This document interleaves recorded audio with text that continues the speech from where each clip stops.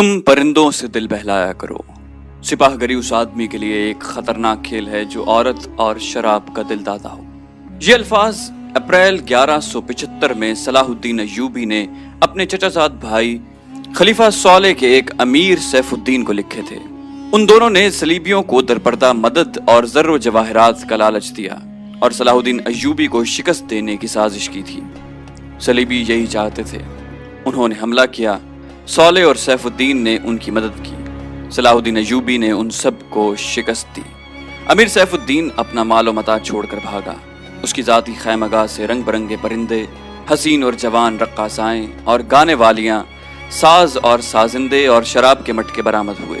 صلاح الدین ایوبی نے پرندوں کو، ناچنے گانے والیوں کو اور ان کے سازندوں کو رہا کر دیا اور امیر سیف الدین کو اس مضمون کا خط لکھا: تم دونوں نے کفار کی پشت پناہی کر کے ان کے ہاتھوں میرا نام و نشان مٹانے کی ناپاک کوشش کی، مگر یہ نہ سوچا کہ تمہاری یہ سازش عالم اسلام کا بھی نام و نشان مٹا سکتی ہے۔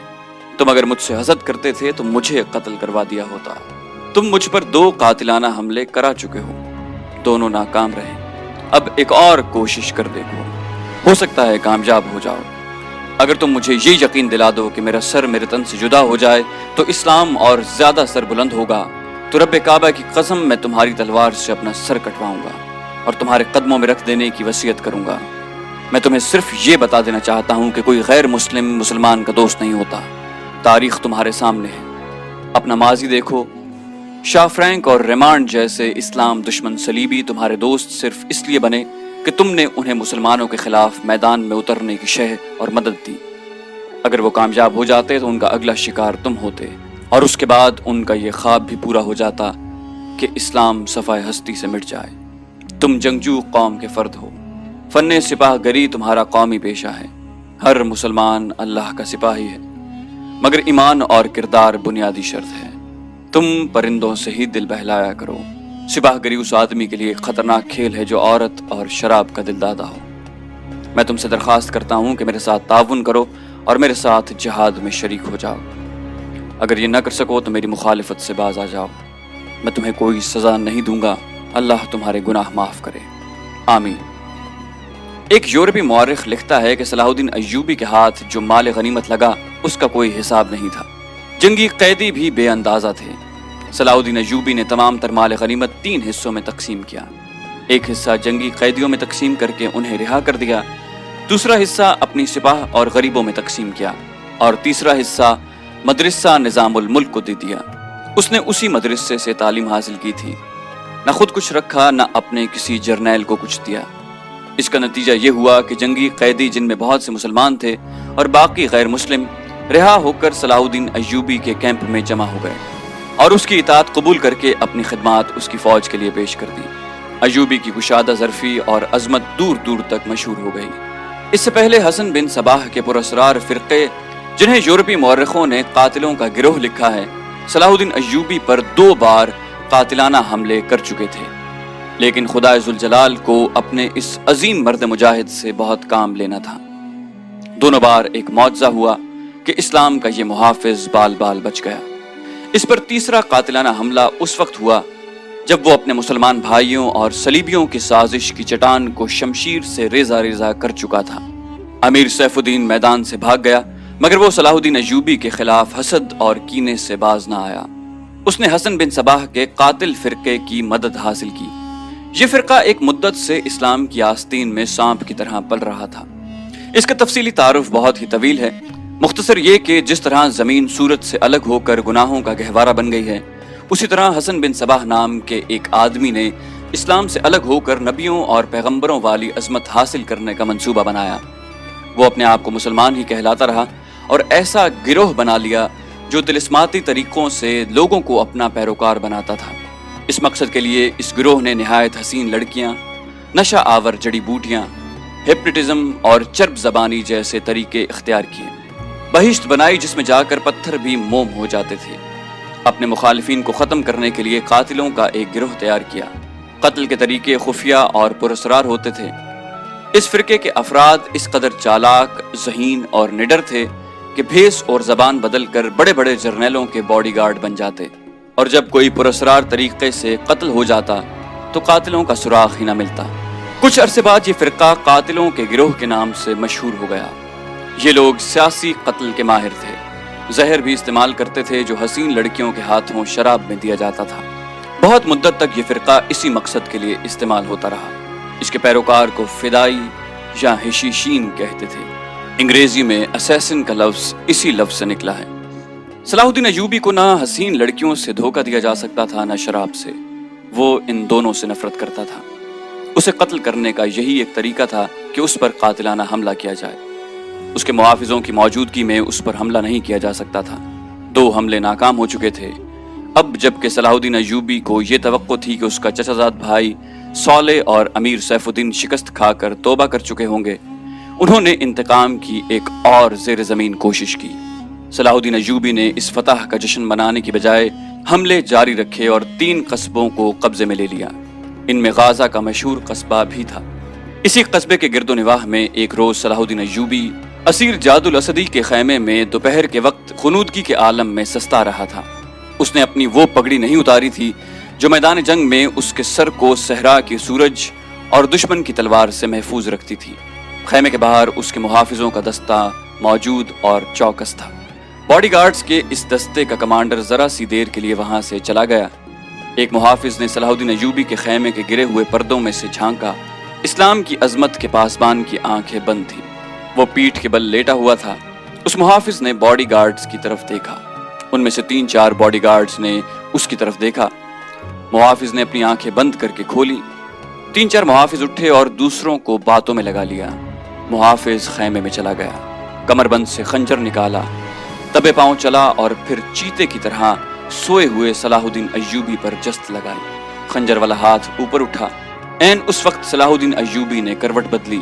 یہ نہیں بتایا جا سکتا کہ محافظ خنجر کہاں مارنا چاہتا تھا، دل میں یا سینے میں، مگر ہوا یوں کہ خنجر صلاح الدین ایوبی کی پگڑی کے بالائی حصے میں اتر گیا اور سر سے بال برابر دور رہا۔ پگڑی سر سے اتر گئی۔ صلاح الدین ایوبی بجلی کی تیزی سے اٹھا۔ اسے یہ سمجھنے میں دیر نہ لگی کہ یہ سب کیا ہے۔ اس پر اس سے پہلے ایسے 2 حملے ہو چکے تھے۔ اس نے اس پر بھی حیرت کا اظہار نہ کیا کہ حملہ آور اس کے اپنے باڈی گارڈز کے لباس میں تھا، جسے اس نے خود اپنے لیے منتخب کیا تھا۔ اس نے ایک سانس جتنا عرصہ بھی ضائع نہ کیا۔ حملہ آور اس کی پگڑی سے خنجر کھینچ رہا تھا۔ ایوبی سر سے ننگا تھا۔ اس نے حملہ آور کی ٹھوڑی پر پوری طاقت سے گھونسا مارا۔ ہڈی ٹوٹنے کی آواز سنائی دی۔ حملہ آور کا جبڑا ٹوٹ چکا تھا۔ وہ پیچھے کو گرا اور اس کے منہ سے ہیبت ناک آواز نکلی۔ اس کا خنجر صلاح الدین ایوبی کی پگڑی میں رہ گیا تھا۔ ایوبی نے اپنا خنجر نکال لیا۔ اتنے میں 2 محافظ دوڑتے اندر آئے۔ ان کے ہاتھوں میں تلواریں تھیں۔ صلاح الدین ایوبی نے انہیں کہا کہ اسے زندہ پکڑ لو، مگر یہ دونوں محافظ صلاح الدین ایوبی پر ٹوٹ پڑے۔ صلاح الدین ایوبی نے ایک خنجر سے 2 تلواروں کا مقابلہ کیا۔ یہ مقابلہ 1-2 منٹ کا تھا کیونکہ تمام باڈی گارڈز اندر آ گئے تھے۔ صلاح الدین ایوبی یہ دیکھ کر حیران رہ گیا کہ اس کے باڈی گارڈز 2 حصوں میں تقسیم ہو کر ایک دوسرے کو لہو لہان کر رہے تھے۔ اسے چونکہ معلوم نہیں تھا کہ ان میں سے اس کا دشمن کون اور دوست کون ہے، وہ اس مارکے میں شریک نہ ہو سکا۔ کچھ دیر کے بعد جب باڈی گارڈز میں سے چند ایک مارے گئے، کچھ بھاگ گئے اور بعض زخمی ہو کر بے حال ہو گئے، تو انکشاف ہوا کہ اس دستے میں جو صلاح الدین ایوبی کی حفاظت پر مامور تھا، 7 محافظ فدائی تھے جو صلاح الدین ایوبی کو قتل کرنا چاہتے تھے۔ انہوں نے اس کام کے لیے صرف ایک فدائی خیمے میں بھیجا تھا۔ اندر صورتحال بدل گئی، چنانچہ باقی بھی اندر چلے گئے۔ اصل محافظ بھی اندر گئے۔ وہ صورتحال سمجھ گئے اور صلاح الدین ایوبی بچ گیا۔ اس نے اپنے حملہ آور کی شہرک پر تلوار کی نوک رکھ کر پوچھا کہ وہ کون ہے اور اسے کس نے بھیجا ہے۔ سچ بولنے کے بدلے صلاح الدین ایوبی نے اسے جان بخشی کا وعدہ دیا۔ اس نے بتا دیا کہ وہ فدائی ہے اور اسے کمیشتکن، جسے بعض مورخوں نے گمشتگین بھی لکھا ہے، اس کام کے لیے بھیجا تھا۔ کمیشتکن صالح کے ایک قلعے کا گورنر تھا۔ اصل کہانی سنانے سے پہلے یہ ضروری ہے کہ ان واقعات سے پہلے کے دور کو دیکھا جائے۔ صلاح الدین ایوبی کے نام، اس کی عظمت اور تاریخ اسلام میں اس کے مقام اور کارناموں سے کون واقف نہیں؟ ملت اسلامیہ تو اسے بھول ہی نہیں سکتی۔ مسیحی دنیا بھی اسے ہمیشہ یاد رکھے گی۔ لہٰذا یہ ضروری معلوم نہیں ہوتا کہ صلاح الدین ایوبی کا شجرہ نسب تفصیل سے بیان کیا جائے۔ ہم جو کہانی سنانے لگے ہیں وہ اس نوعیت کی ہے جس کی وسعت کے لیے تاریخ کا دامن تنگ ہوتا ہے۔ یہ تفصیلات واقع نگاروں اور قلم کاروں کے ریکارڈ کی ہوئی ہوتی ہیں، کچھ سینہ بسینہ اگلی نسلوں تک پہنچتی ہیں۔ تاریخ کے دامن میں صلاح الدین ایوبی کے صرف کارنامے محفوظ کیے گئے ہیں۔ ان سازشوں کا ذکر بہت کم آیا ہے جو اپنوں نے اس کے خلاف کی، اور اس کی بڑھتی ہوئی شہرت اور عظمت کو داغدار کرنے کے لیے اسے ایسی لڑکیوں کے جال میں پھانسنے کی بار بار کوشش کی گئی جن کے حسن میں طلسماتی اثر تھا۔ تاریخ اسلام کا یہ حقیقی ڈرامہ 23 مارچ 1169 کے روز سے شروع ہوتا ہے، جب صلاح الدین ایوبی کو مصر کا وائس رائے اور فوج کا کمانڈر ان چیف بنایا گیا۔ اسے اتنا بڑا رتبہ ایک تو اس لیے دیا گیا کہ وہ حکمران خاندان کا نونہال تھا، اور دوسرا اس لیے کہ اوائل عمر میں ہی وہ فن حرب و ضرب کا ماہر ہو گیا تھا۔ سپاہ گری ورثے میں پائی تھی۔ اس کے ذہن میں حکمرانی کے معنی بادشاہی نہیں، اسلام کی پاسبانی اور قوم کی عظمت اور فلاح و بہبود تھی۔ اس کا جب شعور بیدار ہوا تو پہلی خلش یہ محسوس کی کہ مسلمان حکمرانوں میں نہ صرف یہ کہ اتحاد نہیں، بلکہ وہ ایک دوسرے کی مدد سے بھی گریز کرتے تھے۔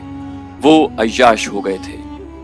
شراب اور عورت نے جہاں ان کی زندگی رنگین بنا رکھی تھی، وہاں عالم اسلام اور خدا کے اس عظیم مذہب کا مستقبل تاریک ہو گیا تھا۔ ان امیروں، ان کے وزیروں اور مشیروں کے حرم غیر مسلم لڑکیوں سے بھرے ہوئے تھے۔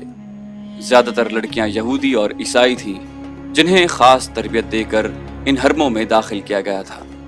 غیر معمولی حسن اور اداکاری میں کمال رکھنے والی یہ لڑکیاں مسلمان حکمرانوں اور سربراہوں کے کردار اور قومی جذبے کو دیمک کی طرح کھا رہی تھی۔ اس کا نتیجہ یہ تھا کہ صلیبی جنگ میں فرینک خاص طور پر قابل ذکر ہیں۔ فرینک یعنی فرنگی مسلمانوں کی سلطنتوں کے ٹکڑے ہڑپ کرتے چلے جا رہے تھے، اور بعض مسلم حکمران شاہ فرینک کو سالانہ ٹیکس یا جزیہ ادا کر رہے تھے، جس کی حیثیت غنڈہ ٹیکس کی سی تھی۔ صلیبی اپنی جنگی قوت کے رعب سے اور چھوٹے موٹے حملوں سے حکمرانوں کو ڈراتے رہتے، کچھ علاقے پر قبضہ کر لیتے، تاوان اور ٹیکس وصول کرتے تھے۔ ان کا مقصد یہ تھا کہ آہستہ آہستہ دنیائے اسلام کو ہڑپ کر لیا جائے۔ مسلمان حکمران اپنی رعایا کا خون چوس کر ٹیکس دیتے رہتے تھے۔ ان کا مقصد یہ تھا کہ انہیں عیش و عشرت میں پریشان نہ کیا جائے۔ فرقہ پرستی کے بیج بو دیے گئے تھے۔ ان میں سب سے زیادہ خطرناک فرقہ حسن بن صباح کا تھا، جو صلاح الدین ایوبی کی جوانی سے 1 صدی پہلے معرض وجود میں آیا تھا۔ یہ مفاد پرستوں کا فرقہ تھا، بے حد خطرناک اور پراسرار۔ یہ لوگ اپنے آپ کو فدائی کہلاتے تھے، جو بعد میں حشیشین کے نام سے مشہور ہوئے، کیونکہ وہ حشیش نام کی ایک نشہ آور شے سے دوسروں کو اپنے جال میں پھانستے تھے۔ صلاح الدین ایوبی نے مدرسہ نظام الملک میں تعلیم حاصل کی۔ یاد رہے کہ نظام الملک دنیائے اسلام کی ایک سلطنت کے وزیر تھے۔ یہ مدرسہ انہوں نے قائم کیا تھا جس میں اسلامی تعلیم دی جاتی اور بچوں کو اسلامی نظریات اور تاریخ سے بہرور کرایا جاتا۔ ایک مورخ ابن الاطہر کے مطابق نظام الملک حسن بن صباح کے فدائیوں کا پہلا شکار ہوئے تھے، کیونکہ وہ رومیوں کی توسیع پسندی کی راہ میں چٹان بنے ہوئے تھے۔ رومیوں نے 1091 میں انہیں فدائیوں کے ہاتھوں قتل کرا دیا۔ ان کا مدرسہ قائم رہا۔ صلاح الدین ایوبی نے وہیں تعلیم حاصل کی۔ اسی عمر میں اس نے سپاہ گری کی تربیت اپنے بزرگوں سے لی۔ نور الدین زنگی نے اسے جنگی چالیں سکھائیں، ملک کے انتظامات کے سبق دیے اور ڈپلومیسی میں مہارت دی۔ اس تعلیم و تربیت نے اس کے اندر وہ جذبہ پیدا کر دیا جس نے آگے چل کر اسے صلیبیوں کے لیے بجلی بنا دیا۔ اوائل جوانی میں ہی اس نے وہ ذہانت اور اہلیت حاصل کر لی تھی جو ایک سالار اعظم کے لیے ضروری ہوتی ہے۔ صلاح الدین ایوبی نے فن حرب و ضرب میں جاسوسی کمانڈو اور گوریلا آپریشن کو خصوصی اہمیت دی۔ اس نے دیکھ لیا تھا کہ صلیبی جاسوسی کے میدان میں آگے نکل گئے ہیں اور وہ مسلمانوں کے نظریات پر نہایت کارگر حملے کر رہے ہیں۔ صلاح الدین ایوبی نظریات کے محاذ پر لڑنا چاہتا تھا جس میں تلوار استعمال نہیں ہوتی۔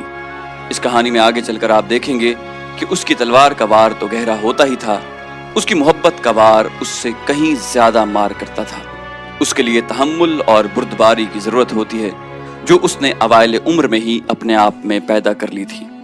اسے جب مصر کا وائس رائے اور کمانڈر ان چیف بنا کر مصر بھیجا گیا تو ان سینئر افسروں نے ہنگامہ برپا کر دیا جو اس عہدے کی آس لگائے بیٹھے تھے۔ ان کی نگاہ میں صلاح الدین ایوبی ابھی طفل مکتب تھا، مگر اس طفل مکتب نے جب ان کا سامنا کیا اس کی باتیں سنی تو ان کا احتجاج سرد پڑ گیا۔ مورخ لین پال کے مطابق صلاح الدین ایوبی ڈسپلن کا بڑا ہی سخت ثابت ہوا۔ اس نے تفریح، عیاشی اور آرام کو اپنے لیے اور اپنی فوج کے لیے حرام قرار دے دیا۔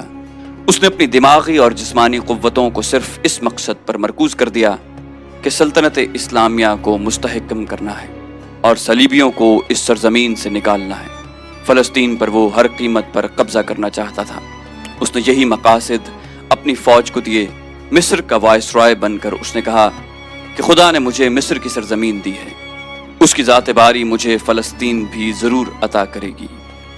مگر مصر پہنچ کر اس پر انکشاف ہوا کہ اس کا مقابلہ صرف صلیبیوں سے نہیں بلکہ اپنے مسلمان بھائیوں نے اس کی راہ میں بڑے بڑے حسین جال بچھا رکھے ہیں جو صلیبیوں کے عزائم اور جنگی قوت سے زیادہ خطرناک ہیں۔